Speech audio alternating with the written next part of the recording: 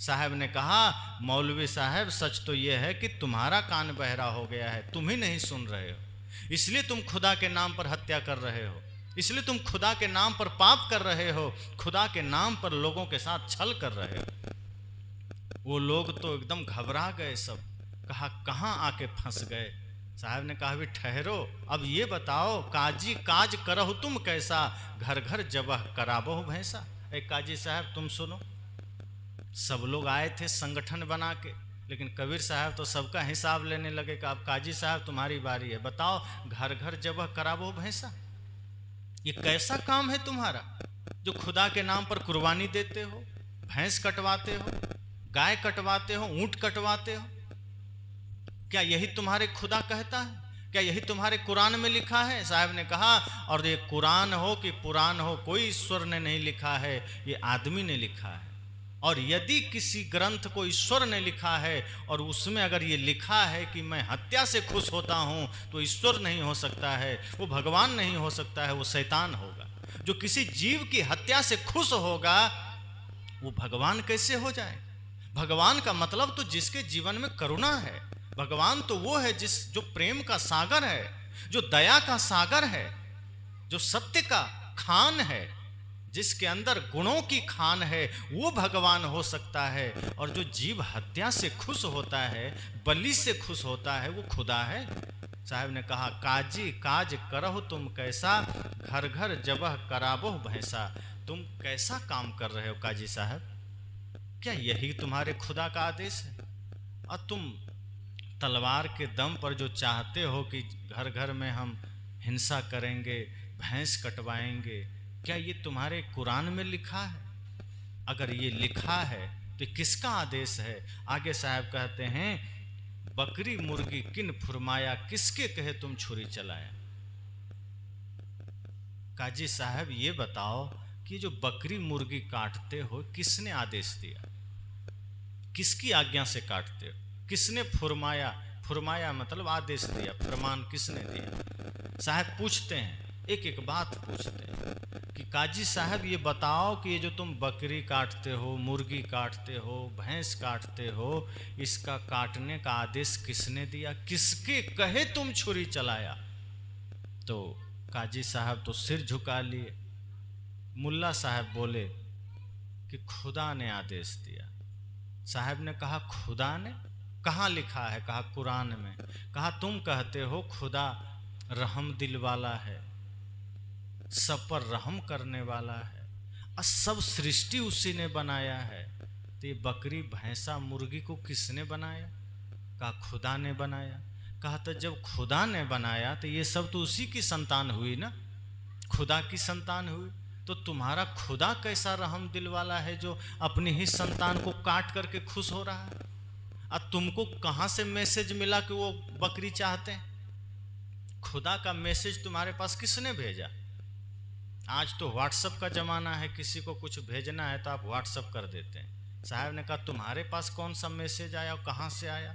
वो लेटर दिखाओ जो खुदा ने भेजा, आदेश, कोर्ट का आदेश आता है, लिखित में आता है ना, नोटिस। साहब ने कहा तुम्हारे पास कोई नोटिस है खुदा का? जरा भेजो मेरे पास, दिखाओ कि उसने आदेश दिया। साहब ने कहा नहीं, ये तुम्हारे मन का भ्रम है। जिसे तुम खुदा कहते हो, यदि वो दयावान है, रहम दिल वाला है, तो हत्या नहीं करेगा। साहब कहते हैं कोई ईश्वर, कोई देवी, कोई भगवान, कोई खुदा, कोई गॉड कभी जीव की हत्या नहीं चाहेगा। अगर है तो साहब तो कहते हैं, जो तोहरा को सांचा देवा तो खेत चरत क्यों न लिया जी। साहब तो कहते हैं अगर वो देव सच्चा है, ताकतवर है, शक्तिशाली है, तो उसको भूख लगी है, बकरी खाना है, मुर्गी खाना है, वो तुमसे क्यों मांग रहा है? वो तो ताकतवर है, वो खेत में चरते हुए उठा लेगा, वो खा लेगा।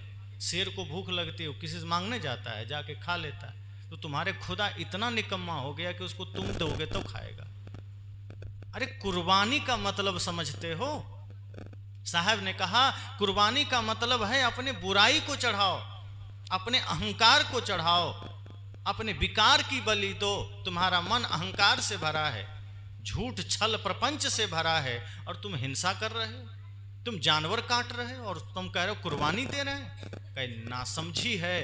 कुर्बानी होती है अपनी गलतियों की, अपनी बुराइयों की, अपने अहंकार की। अपनी गलत प्रवृत्ति की और तुम जीव जंतु पर छुरी चला रहे हो, किसने आदेश दिया? साहब डांटते हैं कस के।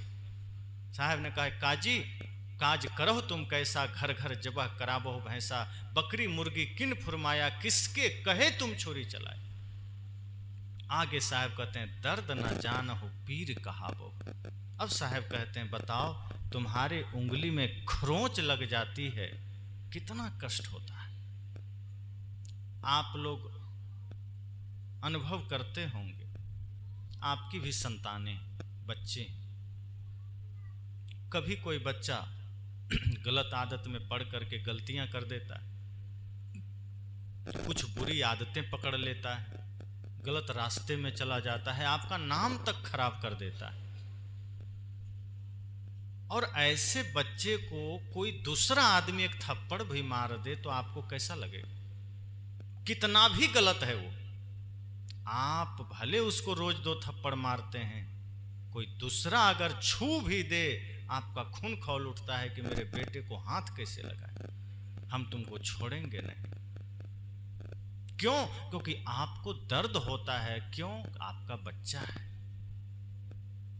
आपके हाथ में चोट लग जाए आपको दर्द होता है, आपके बेटे को चोट लग जाए आपको दर्द होता है। जिसको आप अपना मानते हैं अगर उसको चोट लगे आपको पीड़ा होती है। साहब ने कहा, दर्द न जानहु पीर कहाबो। कहा, ए पीर, ए गुरु, जो मौलवी मुसलमानों के जो गुरु होते हैं उसको पीर कहते हैं। साहब ने कहा, तुम गुरु बनते हो, पीर बनते हो। पीर का मतलब कौन है? कबीर सोई पीर है जो जाने पर पीर, जो पर पीर न जाने सो काफिर बेपीर। साहब ने कहा, मैं खुलकर कहता हूं, पीर वही है जो दूसरे की पीड़ा को समझे, गुरु वही है जो दूसरे के दर्द को समझे। और इस मामले में सदगुरु कबीर अद्वितीय। वे तो कहते हैं, मैं रोवो इस जगत को, मोको रोवे न कोई। इससे आप उनकी हृदय की विशालता को समझ सकते हैं। कोई पुत्र के लिए रोता है, कोई पत्नी के लिए रोता है, कोई घर के लिए रोता है, कोई धन के लिए रोता है। सदगुरु कबीर का हृदय कितना विराट था, उनका हृदय कितना प्रेम से भरा था, कितनी करुणा थी उनके हृदय में। वो समस्त सृष्टि के लिए चिंतित थे। वे कहते थे कि जो सुख मैंने पाया है, जो शांति मैंने पाया है, मैं चाहता हूं जगत के सभी लोग सुखी उस सुख को पाएं, उस शांति को पाएं। मैं जगत के लोगों को जब दुखी देखता हूं मुझे पीड़ा होती है, मुझे कष्ट होता है, मुझे दुख होता है।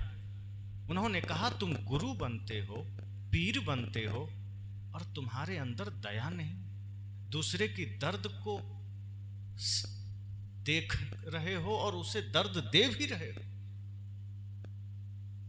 दूसरे के दुख को, दूसरे के दर्द को देखकर जिसका हृदय द्रवित हो उठे वही संत है, वही गुरु है। और तुम कैसे पीर हो कि तुम दूसरे की हत्या करवा रहे हो?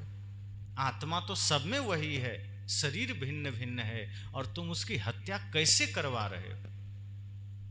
दर्द न जानहु पीर कहाबहु, बैता पढ़ पढ़ जग भरमाबहु। साहब ने कहा, न तुम्हें दर्द का पता है, न तुम्हारे अंदर करुणा है, न दया है। जो इस धरती पर जो भी मनुष्य रूप में जन्म लेता है, साहब कहते हैं उसके अंदर दया तो होनी ही चाहिए, करुणा तो होनी ही चाहिए, प्रेम, सत्य, हिंसा तो होने ही चाहिए। लेकिन तुम्हारा हृदय तो इन सद्गुणों से शून्य है। तुम तो किसी का दुख देखकर न द्रवित होते हो, न किसी के पीड़ा में पीड़ित होते हो, न किसी लाचार की सेवा करते हो, न किसी दीनहीन को अपना सहयोग देते हो। आज तो स्थिति यह है हमारे भारत भूमि की, हमारे यहाँ लोगों की, कि भिखारी के कटोरा से भी लोग चोरी करके भाग जाता है। ये वही देश है जहाँ पक्षी की जान बचाने के लिए राजा शिवी ने अपना पूरा शरीर दान कर दिया था कि ले लो लेकिन पक्षी को छोड़ दो। और आज जिस देश में दान की इतनी महिमा है, जिस देश में समर्पण की इतनी महिमा है, प्रेम की इतनी महिमा है, जो शास्त्र भरे पड़े हैं, ऐसे ऐसे हमारे यहाँ दानवीर हुए हैं जो अपना भूखा रह के भी दूसरों को दान कर रहा है। चाहे वो राजा हरिश्चंद्र हो, चाहे दानवीर कर्ण हो, ऐसे न जाने कितने लोगों का नाम इतिहास में आया। आज उसी देश में भिखारी के कटोरे में चोरी होने लगा है। और अच्छा अच्छा आदमी, कई जगह आप लोग देखते होंगे मोबाइल आदि में, भिखारी बेचारा दान सुबह से शाम तक जगह जगह मांगता है, शाम को उसका पूरा कटोरा चोरी हो जाता है। सोचिए कैसा आदमी होगा जो भिखारी का भी चोरी कर ले। साहब ने कहा तुम्हें थोड़ा भी रहम नहीं, दर्द नहीं। इस देश में तुम जन्म लिए हो, जिस मिट्टी की महिमा ये है कि यहाँ वीर जन्म लेते हैं। हमारे भारत भूमि की बड़ी महानता है, यहाँ साधारण लोग जन्म नहीं लेते थे। इस मिट्टी में सती साध्वी वीर महान योद्धा जन्म लेते थे, संत ऋषि मुनि जन्म लेते थे। तो जो दूसरे के दुख को देखकर द्रवित ना हो, जो दूसरे के पीड़ा को देख के पीड़ित ना हो, साहब ने कहा वो तुम गुरु बनते हो, पीर बनते हो। कैसा गुरु है तुम गुरु होने लायक तो छोड़ो, तुम आदमी होने लायक नहीं। जो दूसरे के दुख को देखकर दुखी ना हो, वो आदमी नहीं हो सकता। इसलिए आपने सुना है, पर दुख द्रवहि सो संत सुजाना। जो दूसरे के दुख को देखकर द्रवित हो जाए वही संत है, वही फकीर है, वही गुरु है, वही संत है।